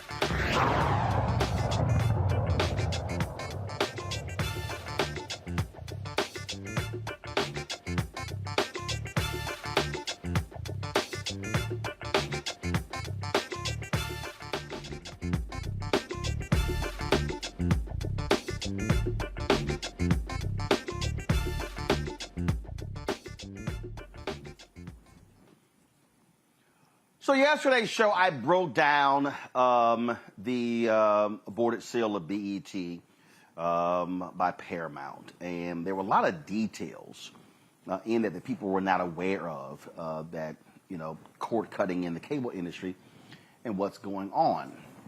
And so when I was sitting here on the golf course today, and I started thinking about something, I said, you know what? I'm going to share with some folks something about that they maybe not realize, and that is this here. So listen, I'm going to start with the panelists. So Michael, Candace, and Matt. How many of y'all have cable television? I do. I do not. Okay, so Michael, I have. Michael, I have you got cable Xfinity. TV. Candace, you don't. Matt, do you have cable TV? I don't have cable. No. Okay. So, Michael has cable. So, Michael, are you aware that that box that sits on your dresser or stand or whatever, you don't actually own that box? Do you know that? Yes. Gotcha. That you actually are leasing that box. Right. It's like $10 or $15. 2016. Something like that. Yeah. So 2016, a Senate hearing determined that the average consumer was spending $231 a year on that particular box. Based upon the number of subscribers, the cable industry was earning $20 billion a year just on those boxes. Mm-hmm. Now, here's what's real interesting. I remember when I was, it happened a couple times. So I was actually in College Station, Texas, and I was getting DirecTV at my parents' home in Houston. And I remember going through and I was like, you know what, let me go ahead and get this thing right now. So I go into Best Buy and I purchase DirecTV. And I bought the receivers. Well, when I cut off DirecTV, they asked for the receivers back. I was like, I'm sorry. I recall going into Best Buy and putting down a credit card and paying for this. They said, no. You were renting the receivers. I'm like, what the hell was I paying for then? So they then, when I moved, they said, oh, well, you're going to have to pay $500 per receiver if you don't send them back. That's when I began to learn about this racket of how they've been making money. So a few years ago, Bob Johnson, that was a big battle, and Bob Johnson was leading the effort to open up set-top boxes, meaning they wanted the cable industry to prevent these companies from having their individualized cable boxes. So the NCTA, the national, which basically the lobbying group for the cable people, they then got Alfred Liggins of TV One lead the effort to go against it. Now remember, because Congresswoman Yvette Clarke and Alfred came on my News One Now show arguing for the set-top boxes. Now, what was crazy is that black people were paying a crazy amount of money. So Bob was against it. So the complaint was that, oh, if you do this, this is going to open the door for the Googles of the world to take over this market. And the argument that it was going to be detrimental to black folks, which actually made no sense to me, because if you had a set-top box, you could buy it, and now you own it. So it's not like you're sitting here and having to pay those fees every single year. And so what people need to understand is that you literally are leasing those boxes, and it's reaping the cable companies billions upon billions of dollars. And most people, Candace, have no idea. They literally have no idea that they are leasing these boxes. And if anything happens, when you cut cable, you got to return those boxes, or they're going to charge you a fee if you don't return it. And this is just one of those things that folks just don't realize, that it's not like, okay, you're paying a service fee on your iPhone, so if anything happens, and then you know what, you can send it in, and they're going to send you one back for free. No, you're just simply leasing it. So all the money you're already paying for cable, they're now also making you lease that box. That's right. Mm-hmm. Mm-hmm. You know, with something else. So I used to work for Comcast when it was a smaller company, and Brian Roberts, who's now the CEO, he would walk the halls. But we also were next to a part of the company where people would have to come back and return those cable boxes, because every time they moved to another area where Comcast didn't cover, they had to bring those boxes back. If they didn't at the time, it was a couple of $100. that eventually would mount up if they didn't return it, go on their credit reports. So it was a whole thing. So I am very aware of those cable box situations. And I've been in a situation where I've moved and, oh my goodness, I forgot to return that box. And then all of a sudden you start getting the bills. So it is one of those things where they are making money. And as you were talking about yesterday, I believe, this is also another reason why people are cutting the cord. You just don't need it. You're paying for things that you just don't need. You are renting a box like you are renting an apartment. And if you believe in buying a house, then probably renting that cable box is not what you should be doing. You know, Matt, so one of the reasons cord cutting is so huge now is because of this. I said yesterday, this year, 9.3 million people are likely going to be cutting cable. Used to be cable was in more than 100 million homes. That number is dramatically dropping. And probably in a couple of years, it's going to be down to 50 million. It's going to go even further. But here's what's crazy, and the cable industry knows this, that most people who even have cable, they're not getting it for HBO, Showtime, or really even the cable channels. They're actually getting the boxes for their local channels, ABC, NBC, CBS, and Fox, and then, of course, your independent stations. And so what people don't realize is that, so that's why one of the reasons why there's something called retransmission fees. So the cable companies, the cable networks are being paid by the subscribers. Well, the broadcast companies then begin to sue and say, wait a minute, you're retransmitting our fee, so therefore you must pay a transmission fee because you're making money off of our signal on those boxes. Now, it used to be you could actually get over the air. And so then when they changed the digital signal, it required for you to actually have a set-top box to receive digital channels. And that market right there is a $30 billion a year market, the set-top boxes, and it's going to be growing at a 30% rate because people are actually cutting cable as well. And so, but what was crazy is that there are people right now, because we went from an analog to a digital, people literally were like, I can't see my local channels anymore. So that was also one of the main reasons why they were getting cable. And that's what contributed to that $20 billion a year. Well, good riddance. I mean, first off, old heads are the only ones I know that have cable, number one. Number two, Candace, I hope you are healed from that Comcast experience because they are the devil incarnate. I don't know how you worked there, but they are the absolute worst.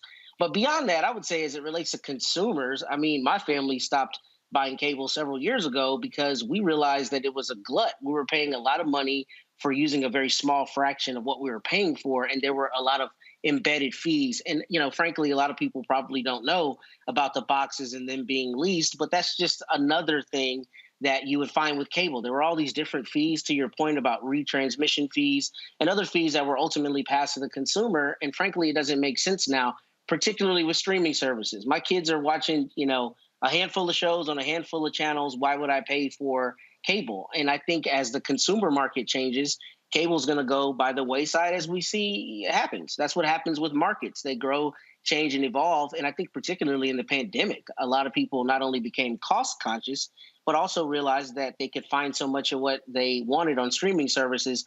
And it's interesting that you mentioned this because last night I was talking to a producer for a local news station, and she was telling me that a lot of the big stations, she's with an NBC affiliate, are trying to get local programming to fill the space of the time where they used to have people watching nightly network news or things on NBC or ABC on the big affiliates, and they're no longer watching them, and they're losing money hand over fist, and they're trying to find ways to compete with streaming because now everything is on streaming. So I'm sure what we'll see is a transition to that full bore by these cable companies.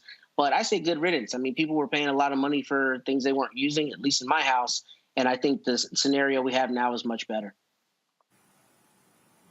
And Michael, the thing here is, again, what you're now seeing, of course, look, our 24-hour streaming channel is available on Amazon News. If you go to Amazon Fire TV with their stick, you pull it up. You can actually see it. If you tell Alexa, play news from Black Star Network, they'll actually play the audio of our 24-hour streaming channel. Our 24-hour streaming channel is also available on Plex TV as well. And the thing about this, what is now changing the game are now the smart TVs. Because it used to be you had to get a set-top box to pick up those signals, those broadcast signals. Now they're ingrained in it. But still, one thing that's crazy. I mean, we used to always be able to pick up. Look, I used to pick up analog signals. I used to have the portable televisions, and it was always easy to do so. But they even make it hard for you to pick up the digital signals because now you know I'm a cool tech geek, Michael. And what's crazy with the digital signals, you can't pick them all up everywhere. I have different boxes and different even digital televisions, and I might pick up 4 or 5, but not all of them. And so I keep saying that they're even playing games. They're even playing games with the digital signals to force you to be able to get these boxes. And so I just think for a lot of African Americans, we have to understand, again, we watch TV more than anybody else at a rate 50-plus hours a week compared to other people. And so we are the ones who are spending a whole bunch of money on cable and set-top boxes that, frankly, a lot of people are now saying adios. Right. And, I'm familiar with the dish TVs, the satellite TVs, how you get charged back, because 20 years ago, I worked for authorized retailers selling, the 2 top dish manufacturers. And you may get the dish for free, but if you cancel that contract, you get charged back $300. But it's like the same thing with the T-Mobile home internet. You get the router for free, okay? But if you cancel service and don't return it, they're gonna charge you for that router. Okay, that router's a few $100s. So this is the game. From the cell phone industry, which I was in for 10 years, to dish TV, to the cable. That box, they may market it as you getting it for free, but you're not. Okay, so we need to read the fine print, understand the game. Game recognizes game. This is the hustle. Indeed, it is. All right, Candace, Michael, as well as Matt, I appreciate y'all being on today's panel. Thank you so very much. All right, thanks, Roland. Folks, when we come back, we'll show you a little fun we had at Cincinnati Music Festival with the folks from Procter & Gamble. That's next on Roland Martin Unfiltered on the Black Star Network. When you talk about blackness and what happens in black culture, we're about covering these things that matter to us, speaking to our issues and concerns. This is a genuine people-powered movement. There's a lot of stuff that we're not getting. You get it, and you spread the word. We wish to plead our own cause. Too long have others spoken for us. We cannot tell our own story if we can't pay for it. This is about covering us. Invest in black-owned media. Your dollars matter. We don't have to keep asking them to cover our stuff. So please support us in what we do, folks. We want to hit 2,000 people, $50 this month, raise $100,000. We're behind 100,000, so we want to hit that. Y'all money makes this possible. Checks and money orders go to P.O. Box 57196, Washington, D.C. 20037-0196. The Cash App is $RM Unfiltered. PayPal is R Martin Unfiltered. Venmo is RM Unfiltered. Zelle is RolandSMartin.com. Next on The Frequency with me, Dee Barnes, the shooting of Megan Thee Stallion and the subsequent trial of Tory Lanez. Megan has been treated like the villain. The experience that Megan went through is something that all Black women face when we are affected by violence. This is something that's called misogynoir. There's a long history of characterizing Black women as inherently bad in order to justify our place in the society. Next on The Frequency with me, Dee Barnes. Bruce Smith, creator and executive producer of The Proud Family, Louder and Prouder, and you're watching Roland Martin Unfiltered.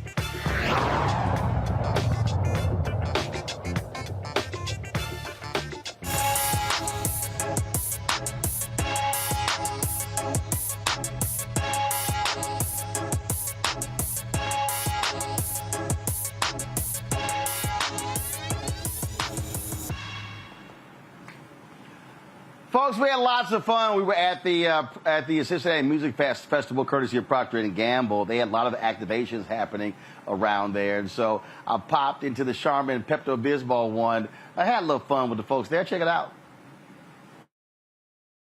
All right, so. How are you, Mr. Rowland? How's it going? Dominique Francisco, Charmin Comms Manager. So y'all got everybody straight here. So what y'all doing here? Yes, sir. So Charmin wants everybody to feel like a VIP. So we have the Charmin VIP experience. We gave out full-size product to consumers earlier, and we have the luxury restroom trailers with air conditioning. Do you want to take a look? Yeah, let's see what they got. All right, let's Hey, let's see how cool it is in here. All right, let's see how cool it is in here. Okay, they got the luxury bathroom, y'all. Oh, look at them, see? We got sinks and everything, and we got the Febreze already going. So yeah, this is the luxury bathroom. This ain't no regular porta potties. So that's what they got going here. So that's what we do. So I'm gonna do this here. I'm gonna use the restrooms here, so we gotta go back out. So we gonna cut this. I'll be right back. Woo! I feel better. All right. And they got nice AC in there too. All right. So we got what a little glam table over here. What you doing? What you got, a little glam? I'm watching you because I know you famous. What you got your little makeup staying over here? And I came over here. I'm waiting on my mama, and I was being nosy because I saw him and I knew you. I'm just keeping it real. That's what I saw you, and I said I know him. I listen to him. So cool. All right. All right, y'all. If I didn't smell what's going on? You still hungry.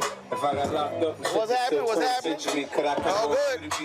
All right, y'all. So that's the whole Charmin. Oh, we got a picture. Yeah, hold on 1 second.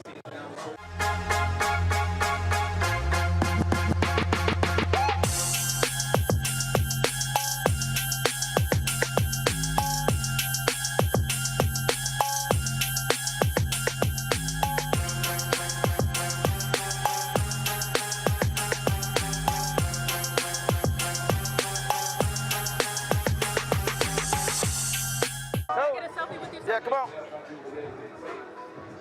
Gotta get the branding in, baby. Yes, sir. There you go. Thank you. All right. Don't forget a sample if you want some flushable wipes as well. Oh, yeah, we need some wipes. All right, so what you handing out? Got flushable wipes and roll extenders. Okay, what's this? These are toilet roll extenders. So like we were handing out the super mega toilet paper before, and sometimes you need the roll extenders with those. Oh, okay. Yeah. All right. That's what we have. Cool. And these are flushable? Yes, these are flushable. Cool. Yeah. All right, appreciate it. We got more TV if you want it. I ain't carrying that around. It's bigger, but bigger is better, right? Why, you really, like, my backpack ain't big enough to carry this around? What is wrong with him? But it's a thought that counts. All right, cool. It's a whole lot of food out here, and some folks might have some jacked up stomachs. And so, all right, so what are y'all handing out?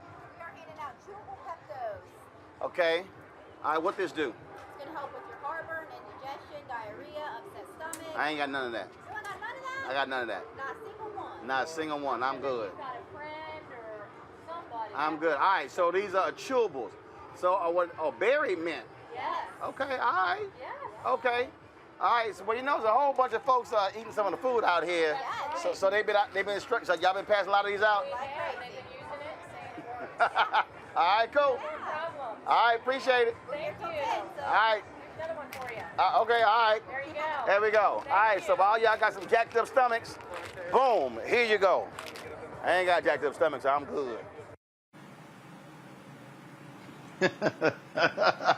Oh, having way too much fun, y'all. Appreciate Procter & Gamble for partnering with us at the Cincinnati Music Festival. Folks, that is it.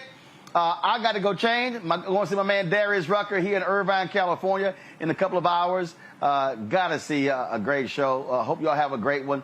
Monday and Tuesday, Candace is going to be sitting in for me. I'm going to be in Cabo. Well, I don't know if I'm going to be in Cabo. I'm supposed to be going to Cabo for the Cynthia Entertainer golf tournament. Shooting some content there as well. But there's a hurricane right off the Pacific Ocean that's supposed to hit Cabo tonight, and they claim they're going to be fine for Monday. I don't know. It's supposed to drop tropical storm on Southern California. Some parts of the desert in California, they will get in 3 hours the amount of rain it takes them to get in 3 years. And so we'll see what happens. So cross your fingers. Hopefully I'll be able to get out of here and get out of L.A. On Sunday to get to Cabo to spend some time with Sid the Entertainer for his annual golf tournament. So, folks, that is it. I appreciate y'all joining us.